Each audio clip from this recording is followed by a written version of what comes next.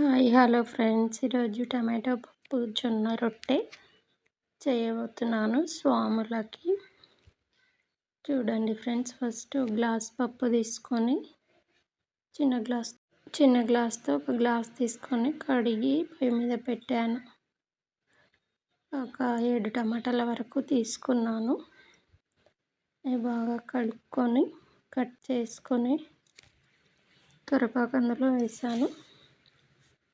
పప్పు పొంగొచ్చే ముందర అందులో టమాటాలు, పెసరపప్పు కాబట్టి తొందరగా ఉడికిపోతుంది. పసుపు వేస్తే అలా ఉడుకుతూ ఉంటుంది. సాల్ట్ వేస్తే కొంచెం తొందరగా ఉడికిపోతుంది. వేసి మూత పెట్టాలి.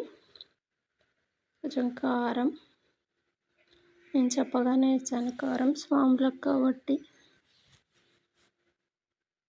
సిమ్లో పెడితే కొంచెం మంచిగా టమాటాలు మొత్తం ఉడికిపోతాయి. మూత వేసాను, చూడండి అలా ఉడుకుతుంది. పప్పు లాస్ట్కి అలా వస్తుంది. ఇలా ఉడికాక టమాటాలు, కరివేపాకు రసం అంతా దిగుతుంది. అందుకే కరివేపాకు కూడా ఫస్టే వేసుకోవాలి. కొంచెం చింతపండు వేసాను, ఎందుకంటే టమాటాలు మావి పుల్లగా లేవు.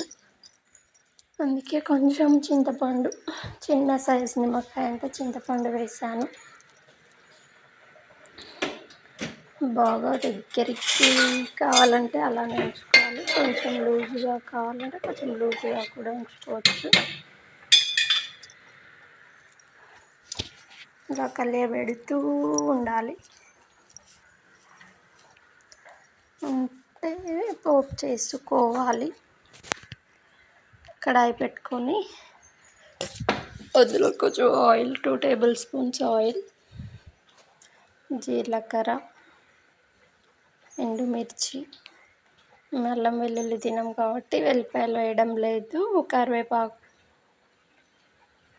పప్పులో పోపు వేసుకొని కొద్దిసేపు పప్పుని మళ్ళీ పై మీద పెట్టుకోవాలి. అలా బాగా కలబెట్టుకోవాలి, అంతా కలిసేలాగా.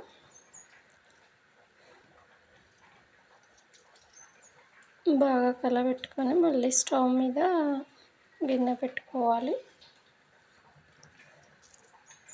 ఇదిగోండి, ఇలా నేను పసుపు సరిపోనేసాను కాబట్టి పోపులో వేయలేదు. మీకు సరిపోకుంటే పోపులో వేసుకోవచ్చు. సూపర్ అంటే సూపర్గా వచ్చింది. కలర్ కూడా చూడండి, లాస్ట్లో యాడ్ చేశాను క్లిప్. చాలా బాగుంది. సబ్స్క్రైబ్ చేసుకోండి ఫ్రెండ్స్, ప్లీజ్. Thank you.